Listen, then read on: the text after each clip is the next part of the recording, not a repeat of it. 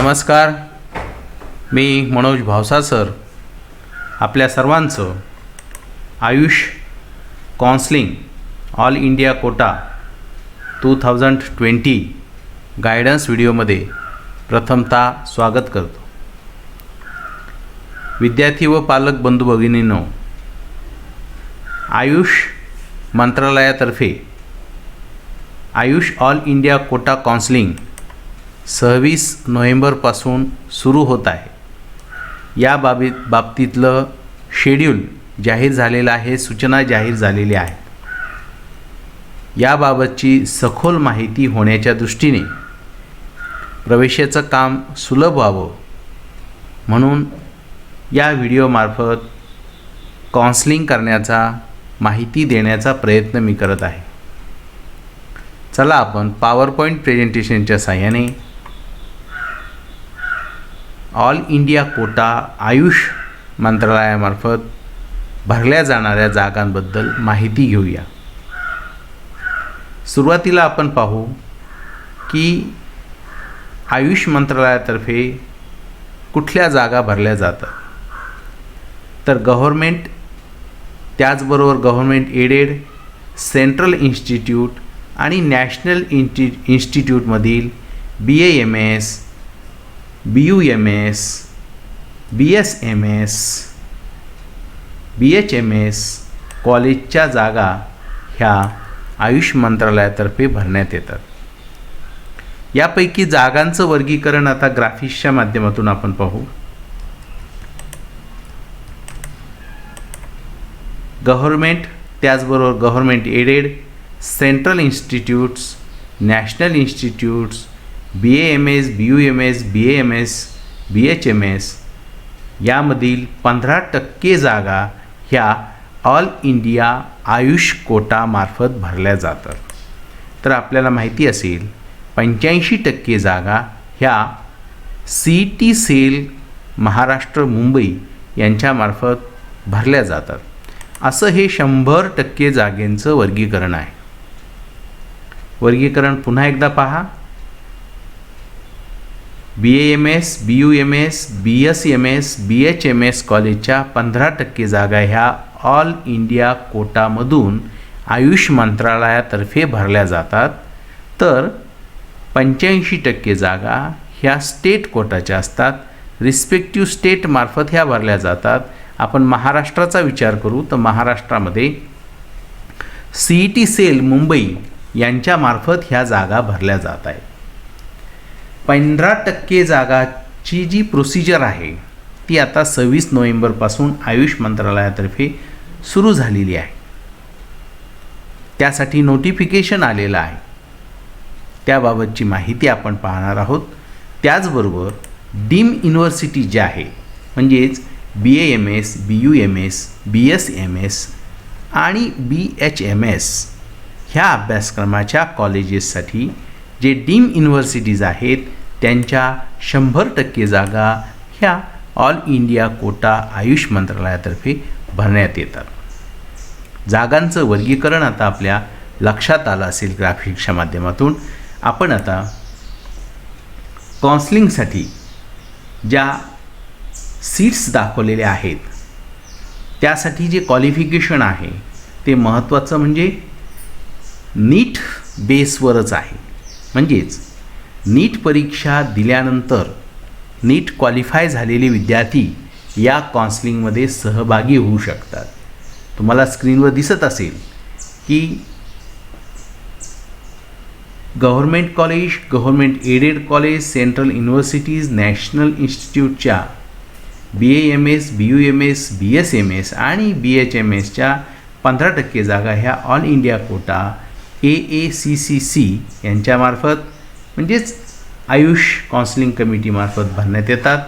तर डीम युनिव्हर्सिटीच्या 100% जागा ह्या याच काउन्सिलिंगमार्फत भरण्यात येतात. या ठिकाणी जे मेरिट लागतं ते नीट बेसवरच आधारित हे मेरिट आहे. आता ह्या काउन्सिलिंगमध्ये सहभागी होण्यासाठी आपण आयुष मंत्रालयाच्या वेबसाईटला, काउन्सिलिंग कमिटीच्या वेबसाईटला भेट द्यायची आहे. याचा ॲड्रेस नोट करून घ्या किंवा स्क्रीनशॉट काढा.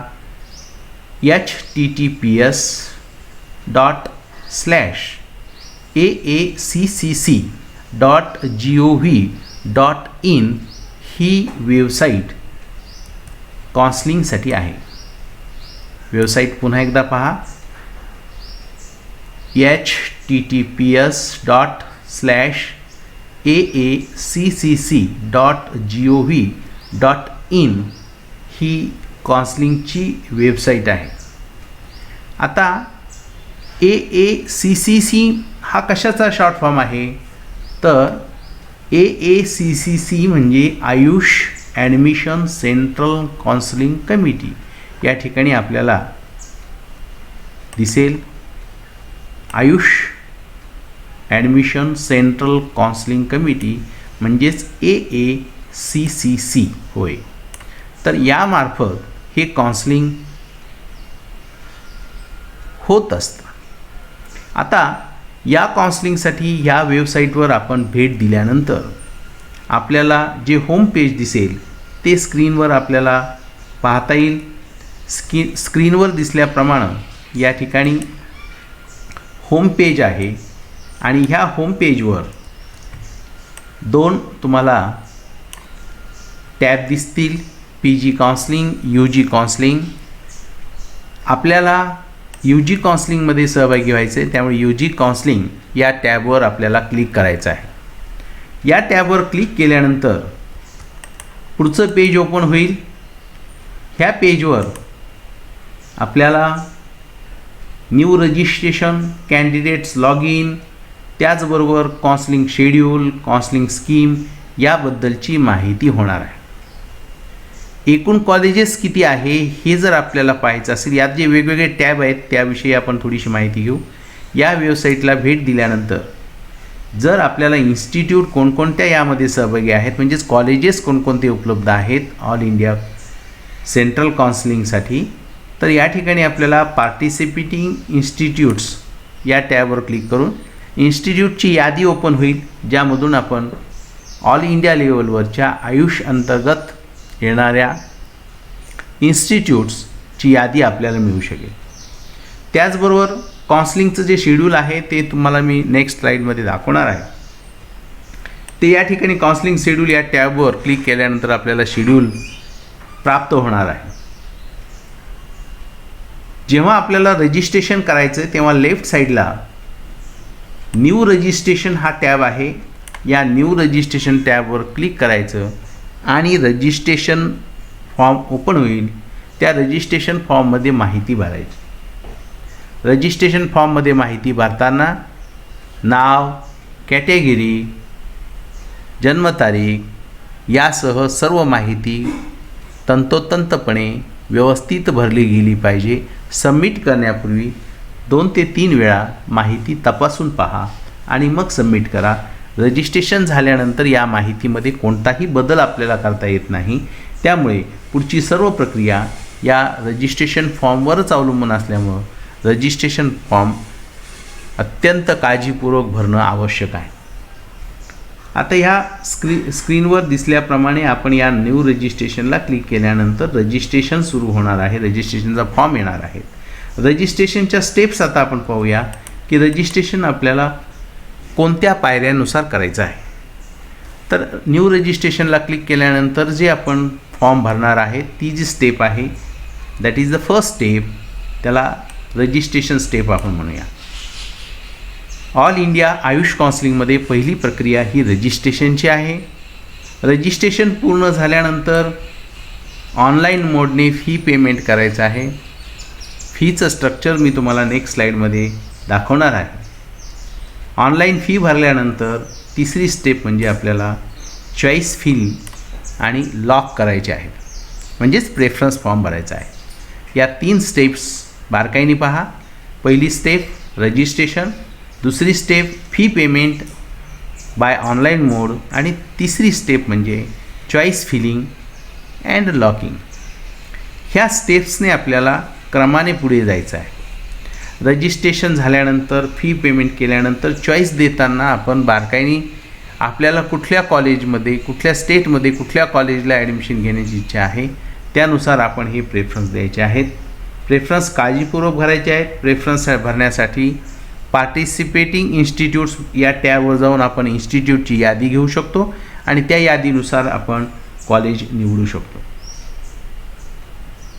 वळूया आपण पुढच्या स्लाईडकडे. पुढच्या स्लाईडमध्ये आपल्याला शेड्यूल पाहायचं आहे. ऑल इंडिया आयुष कोटा यासाठी रजिस्ट्रेशन, पहिल्या राऊंडसाठी चॉईस फिलिंग, राऊंड कधी डिक्लेअर होणार आहे आणि कॉलेजला ॲडमिशन मिळाल्यानंतर रिपोर्टिंग कसं करायचं, किती तारखेपर्यंत करायचं याविषयी सविस्तर माहिती या शेड्यूलमध्ये दिलेली आहे. याविषयी आपण आता माहिती घेऊ. सुरुवातीला पहिल्या राऊंडची माहिती पाहू. पहिल्या राऊंडसाठी रजिस्ट्रेशन हे 26 नोव्हेंबरला सुरू होतं आहे आणि त्याची अंतिम तारीख आहे 1 डिसेंबर. शेवटच्या तारखेपर्यंत रजिस्ट्रेशनसाठी थांबू नका. सर्व्हरला जर प्रॉब्लेम असेल तर शेवटच्या दिवशी रजिस्ट्रेशनला अडचणी निर्माण होऊ शकतात. त्यामुळं सुरुवातीच्याच 1-2 दिवसामध्ये रजिस्ट्रेशन करणं केव्हाही योग्य आहे. 26 नोव्हेंबरला रजिस्ट्रेशन सुरू होतं आहे. 26 ते 1 असे 6 दिवस या रजिस्ट्रेशनसाठी उपलब्ध आहेत. शक्यतो पहिल्या 1-2 दिवसामध्येच रजिस्ट्रेशन करून घ्यावे. त्यानंतर चॉईस फिलिंग, ऑनलाईन पेमेंटच्यासुद्धा तारखा ह्याच आहेत. रजिस्ट्रेशन आणि पेमेंट यासाठी 26 ते 1 असे 6 दिवस आहेत. रजिस्ट्रेशन झाल्यावर लगेचच ऑनलाईन पेमेंट करणं अपेक्षित आहे. त्यानंतर पुढची जी स्टेप आहे ती पहिल्या राऊंडसाठी आपल्याला चॉईस फिल करायचं आहे, म्हणजेच प्रेफरन्स फॉर्म भरायचा आहे. यासाठी तारीख आहे 2 डिसेंबर. 2 डिसेंबरला 10 ते 5 वाजेपर्यंत आपण चॉईस फिल आणि लॉक करू शकतो. म्हणजे पहा, फक्त 1 दिवस चॉईस फिल करण्यासाठी दिलेला आहे. ह्या एकाच दिवसात आपल्याला चॉईस फिल करून त्याचबरोबर चॉईस लॉक देखील करायचे आहे. आता हे झाल्यानंतर या पहिल्या फेरीची यादी डिक्लेअर होणार आहे 4 डिसेंबर रोजी. म्हणजेच 4 डिसेंबर 2020ला पहिली फेरीची यादी, पहिल्या राऊंडची यादी डिक्लेअर होणार आहे. या पहिल्या राऊंडमध्ये ज्यांना ॲडमिशन मिळेल त्यांनी संबंधित अलॉट झालेल्या कॉलेजला ॲडमिशन घ्यायचा किंवा रिपोर्टिंग करायची वेळ आहे 5 डिसेंबर ते 12 डिसेंबर. एकूण 8 दिवस या ठिकाणी दिलेले आहेत. हे सर्व आपण जी माहिती पाहिली ही पहिल्या राऊंडची माहिती आहे. आता आपण दुसऱ्या राऊंडबद्दल माहिती घेऊ. दुसऱ्या राऊंडसाठी 22 डिसेंबर ते 26 डिसेंबर असे 5 दिवस रजिस्ट्रेशनसाठी मुदत दिलेली आहे. त्याचबरोबर 27 डिसेंबर हा एकच दिवस फक्त चॉईस फिल करण्यासाठी आणि चॉईस लॉक करण्यासाठी दिलेला आहे. रजिस्ट्रेशनसाठी 5 दिवस आहेत. यामध्ये ह्या 5 दिवसात रजिस्ट्रेशन करू शकता. त्याचबरोबर पेमेंट फॅसिलिटी देखील उपलब्ध आहे. म्हणजेच ऑनलाईन पेमेंट यामध्ये आपण करू शकतो. दुसऱ्या राऊंडचे चॉईस फिल करण्यासाठी 27 डिसेंबर ही तारीख दिलेली आहे आणि या दुसऱ्या फेरीची यादी 30 डिसेंबरला लागणार आहे. 30 डिसेंबर रोजी ही यादी आपल्याला याच वेबसाईटवर पाहायला मिळेल. ज्यांना कॉलेज अलर्ट झालेलं आहे त्यांनी कॉलेजवर जाऊन रिपोर्ट करायचं आहे. त्यासाठी रिपोर्टिंग टाईम हे दुसऱ्या फेरीसाठी 10 दिवस दिलेला आहे. 31 डिसेंबर ते 9 जानेवारी 2021पर्यंत रिपोर्टिंग त्या संबंधित इन्स्टिट्यूटला करायचं आहे. यानंतर 13 जानेवारी ते 16 जानेवारी यामध्ये आपण जो तिसरा राऊंड आहे यालाच मॉपअप राऊंड देखील म्हटलेला आहे. तर या तिसऱ्या राऊंडसाठी आपण रजिस्ट्रेशन करू शकतो. त्याची ही मुदत आहे 13 जानेवारी ते 16 जानेवारी. एकूण 4 दिवस दिलेले आहेत. त्यानंतर चॉईस फिल करणे आणि चॉईस लॉक करणे यासाठी फक्त 1 दिवस आहे, तो म्हणजे 17 जानेवारी 10 ते 5 वाजेपर्यंत आपण ही चॉईस फिल करून लॉक करायचे आहेत. 20 जानेवारी रोजी फेरी जाहीर होणार आहे. मॉपअप राऊंड म्हणजेच तिसरा राऊंड याची यादी 20 जानेवारीला जाहीर होणार आहे. तर या यादीमध्ये अलॉट झालेल्या विद्यार्थ्यांना संबंधित इन्स्टिट्यूटला जॉईन होण्यासाठी 21 जानेवारी ते 30 जानेवारी असे 10 दिवस मिळणार आहेत. शेड्यूल आपल्या बारकाईने लक्षात आला असेल. शेड्यूलमध्ये एकूण 3 राऊंड दाखवलेले आहेत. तिसऱ्या राऊंडला मॉपअप राऊंड असं म्हटलेलं आहे. आणि याशिवाय यानंतर जर काही जागा शिल्लक राहिल्या तर त्या जागा ह्या स्टेट कोटामध्ये जमा केल्या जातात. म्हणजेच केंद्रीय पातळीवरून प्रवेश करून हे जे 3 राऊंड झाल्यानंतर जर काही जागा शिल्लक राहिल्या तर त्या राज्याकडे वर्ग केल्या जातात. राज्याच्या प्रवेश प्रक्रियेमध्ये त्या ॲड होऊन त्या संबंधित जागेवर विद्यार्थ्यांना प्रवेश दिला जातो. All India Kota admission schedule आपण आता बारकाईने पाहिलेलं आहे. यानंतर आपण आता रजिस्ट्रेशनचं जे शुल्क आहे, फी आहे, ती पाहणार आहोत. Online fee payment for Ayush counselling registration 2020 यामध्ये 15% ऑल इंडिया कोटासाठी अनरिझर्व्ड कॅटेगरी आणि OBC यांच्यासाठी 1000 रुपये नॉन रिफंडेबल शुल्क आहे. तर 500 रुपये SC ST PWD यांच्यासाठी नॉन रिफंडेबल फी स्ट्रक्चर आहे. त्याचबरोबर refundable security deposit all India quota 15%साठी 10,000 रुपये गव्हर्मेंट आणि गव्हर्मेंट एडेड कॉलेजसाठी घेतले जातात. प्रायव्हेट कॉलेजचं काउन्सिलिंग मात्र या ठिकाणी होणार नाही आयुष मंत्रालयातर्फे. त्यामुळं हे वरचे जे 10,000 आहे हेच महत्त्वाचे आहेत गव्हर्मेंट आणि गव्हर्मेंट एडेड कॉलेजसाठी. डीम युनिव्हर्सिटीच्या बाबतीमध्ये डीम युनिव्हर्सिटीची फी आहे नॉन रिफंडेबल 5,000 रुपये आणि डीम युनिव्हर्सिटीची रिफंडेबल सिक्युरिटी डिपॉझिट आहे 50,000 रुपये. अशा पद्धतीने हे fee structure all India AYUSH काउन्सिलिंगचं असणार आहे. यानंतर रिझर्वेशन पॉलिसीबद्दल आपण माहिती घेऊ. ऑल इंडिया कोटाचे जी रिझर्वेशन पॉलिसी आहे त्यासाठी SC कॅटेगरीसाठी 15% रिझर्वेशन आहे. STसाठी 7.5% रिझर्वेशन आहे. PWD कॅन्डिडेटसाठी 5% हे हॉरिझॉन्टल रिझर्वेशन प्रकारचं रिझर्वेशन आहे. OBC कॅन्डिडेट असेल नॉन क्रिमिलियर त्यांच्याकडे असेल तर 27% हे रिझर्वेशन आहे. ओन्ली इन सेंट्रल इन्स्टिट्यूट आणि युनिव्हर्सिटीच्या बाबतीमध्ये आहे.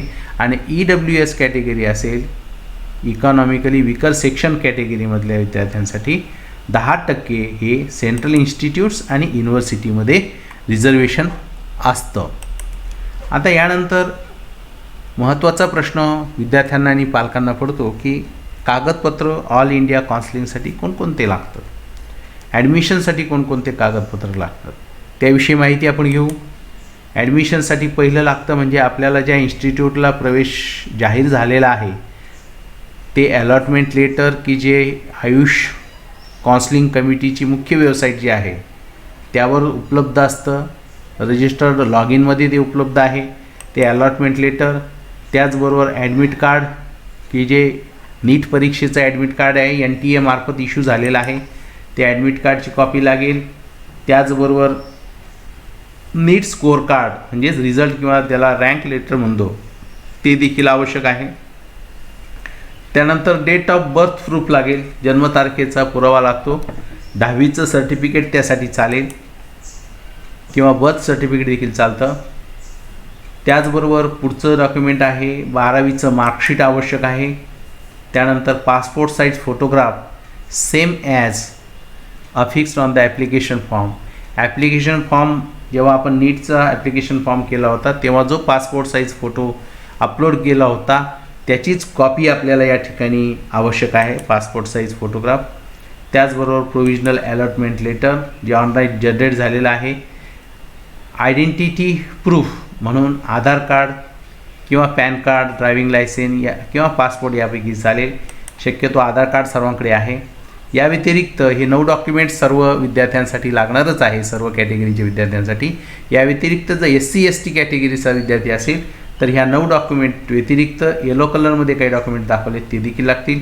SC असेल तर SC सर्टिफिकेट लागेल, म्हणजेच कास्ट सर्टिफिकेट, किंवा ST असेल तर ST कास्ट सर्टिफिकेट असेल.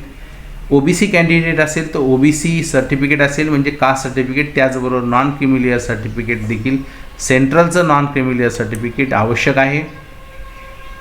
फिजिकल हँडिकॅप कॅन्डिडेट असेल तर PWD सर्टिफिकेटची देखील आवश्यकता आहे. आणि जर विद्यार्थी EWS कॅटेगरी मध्ये मोडत असेल तर EWS सर्टिफिकेटची देखील आवश्यकता ॲडमिशनसाठी असणार आहे. MBBSच्या पहिला राऊंड झालेला आहे, दुसऱ्या राऊंडचं ऑल इंडिया काउन्सिलिंग चालू आहे. त्याचबरोबर स्टेटचं दुसरा राऊंडची यादी डिक्लेअर होईल. दरम्यानच्या काळामध्ये ज्या विद्यार्थ्यांचं मेरिट MBBSसाठी BDSसाठी बसत नाही असे विद्यार्थी BAMSचा पर्याय निवडतात. BAMSला ॲडमिशन घेण्यासाठी 2 मार्ग आहेत. एक आयुष कोटा अंतर्गत काउन्सिलिंग आणि दुसरं CET सेल मुंबई यांच्यामार्फत काउन्सिलिंग. CET सेल मुंबई यांच्यामार्फत MBBS आणि BDSचं काउन्सिलिंगचा पहिला राऊंड जाहीर झालेला आहे. त्यानंतर आता थोड्याच दिवसात 85% जागासाठी सुद्धा CET सेलमार्फत BAMS, BUMS, BHMSसाठी काउन्सिलिंग सुरू होणार आहे. तत्पूर्वी आयुष मंत्रालयातर्फे 15% जागाचं काउन्सिलिंग आता सुरू आहे. त्याबाबतची माहिती आपण ह्या व्हिडिओमध्ये घेण्याचा प्रयत्न केलेला आहे. जे विद्यार्थी या BAMS, BSMS, BUMS, BHMS या अभ्यासक्रमाला ॲडमिशन घेऊ इच्छितात त्यांनी आयुष मंत्रालयातर्फे गव्हर्नमेंटच्या 15% जागासाठी, त्याचबरोबर जे विद्यार्थी डीम युनिव्हर्सिटीमध्ये सेंट्रल प्रोसिजरप्रमाणे किंवा सेंट्रल कोट्यामधून ॲडमिशन घेऊ शकतात, ते या आयुष मंत्रालयातर्फे आयोजित करण्यात आलेल्या काउन्सिलिंगमध्ये सहभागी होऊन रजिस्ट्रेशन करू शकतात. याबाबतची सखोल माहिती आपण या व्हिडिओमध्ये घेण्याचा प्रयत्न केलेला आहे. या व्यतिरिक्त तुमच्या काही शंका असतील तर तुम्ही कॉमेंट बॉक्समध्ये निश्चित कळवा. अशा प्रकारच्या ॲडमिशन प्रक्रियेबाबतचे व्हिडिओ माझ्या चॅनलवर तुम्हाला नियमितपणे पाहायला मिळतील. जे काही अपडेट्स येतील त्याबाबतची माहिती यूट्यूब चॅनलवर दिली जाईल.